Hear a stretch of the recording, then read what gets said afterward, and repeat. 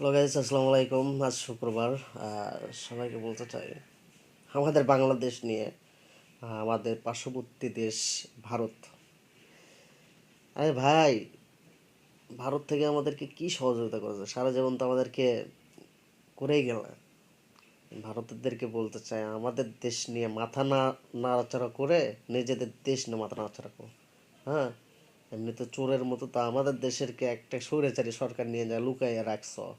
হ্যাঁ, আবার বড় বড় কথা বলো। আর সাংবাদিক ইউটিউবারদেরকে বলতে চাই, তোমরা ভালো করে রিসার্চ করে কথা বলো, ঠিক আছে?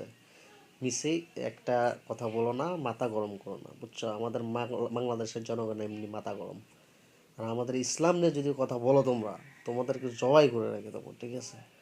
সো তোমাদের হিন্দু ধর্মের একটা লোককে বন্দি করা হয়েছে বলে তোমরা অনেক গরম দেখাচ্ছ। এটা এটা কেন? সতর্ক হয়ে যাও।